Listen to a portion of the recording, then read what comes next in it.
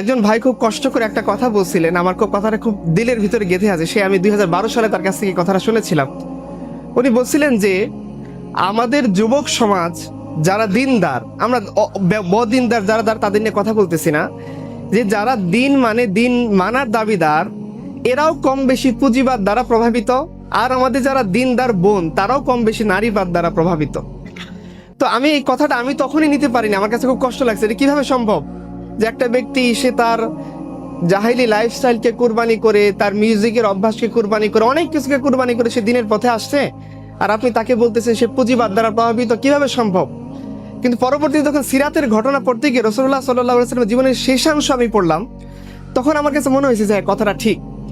রাসূলুল্লাহ সাল্লাল্লাহু আলাইহি ওয়াসাল্লামের জীবনী আপনারা পড়েছেন, আমি মুযাকারা করতেছি, জাস্ট মুযাকারা, একে অপরের সাথে কথাগুলো জাস্ট রিকল করা, রিপিট করা, মনে করিয়ে দেওয়া। সব কথাগুলি আমরা জানি আলহামদুলিল্লাহ। রাসূলুল্লাহ সাল্লাল্লাহু আলাইহি ওয়াসাল্লাম তার জীবনের শেষাংশে বিভিন্ন সময়ে বিভিন্ন ক্ষণে ক্ষণে বেশ কয়েকটা ভাষণ দিয়েছেন উম্মতকে লক্ষ্য করে। যখনই তিনি একটু সুস্থতা ফিল করেছেন, মনে হয়েছে যে না তিনি কথা বলতে পারবেন, হয় মিম্বরে চলে গিয়েছেন, নয়তো তার হুজরা থেকে তিনি তার উম্মতের জন্য দিক নির্দেশনা দিয়ে গিয়েছেন।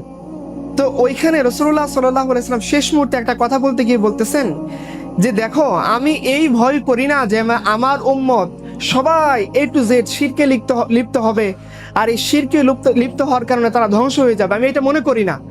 সাহাবা কেরাম বলছে, ইয়া রাসূলুল্লাহ, তাহলে ভয়টা কি নিয়ে আমাদেরকে, যে আমরা আপনার উম্মত, আপনি আমাদেরকে হাতে গড়ে দিয়ে গেলেন, এরপর আরো জেনারেশন আসবে, জেনারেশন টু জেনারেশন আপনার দিনকে তারা ক্যারি করবে, তাহলে আমাদের নিয়ে ভয়টা কোন জায়গার মধ্যে, যে আমাদের প্রবলেমটা কোন জায়গাতে হবে? রাসূলুল্লাহ সাল্লাল্লাহু আলাইহি ওয়াসাল্লাম বলেন যে দেখো, শিরক করে সমস্ত উম্মত, আমার উম্মতে মুহাম্মদী যারা, মুসলমান যারা, মুমিন যারা, ইমানদার মুত্তাকি যারা, তারা মুশরিক হয়ে যাবে, এই ভয় আমার নাই। আমি একটা জিনিস নিয়ে খুব ভয় করছি, সেই ভয়টা হলো যে এদের সামনে দুনিয়া প্রসারিত হয়ে যাবে যেভাবে তাদের পূর্ববর্তী উম্মতের সামনে দুনিয়া প্রসারিত হয়ে গিয়েছিল, এবং তারা দুনিয়ার প্রতিযোগিতায় লিপ্ত হবে যেভাবে তাদের পূর্ববর্তীরা দুনিয়ার প্রতিযোগিতায় লিপ্ত হয়েছিল। এবং এই কাজটা, এই দুনিয়ার প্রতিযোগিতা, দুনিয়া নিয়ে খামচানো, দুনিয়া নিয়ে পড়ে থাকা, দুনিয়াকে জীবনের ইন্টেনশন বানিয়ে ফেলা, দুনিয়াকে জীবনের গোল বানিয়ে ফেলা, দুনিয়াকে জীবনের ভিশন বানিয়ে ফেলা, এই জিনিসটা তাদেরকে এমনভাবে ধ্বংস করবে যেভাবে তাদের পূর্ববর্তী কওমকে আল্লাহ তাআলা ধ্বংস করে দিয়েছিলেন। আপনারা আদ জাতির কথা জানেন, সামুদ জাতির কথা জানেন, কওমে লূতের কথা জানেন। এখনো জর্ডানে গেলে আপনারা দেখতে পাবেন যে এই মানুষগুলো, এই জাতিগুলো কতটা শক্তিশালী ছিল। এখন আপনারা টানেল বানাচ্ছেন, এই 2024-25 সালে এসে পাহাড় ছিদ্র করে টানেল বানাচ্ছেন আপনাদের দেশে, সমুদ্রের নিচ দিয়ে বানানোর চিন্তা ভাবনা করতেছেন।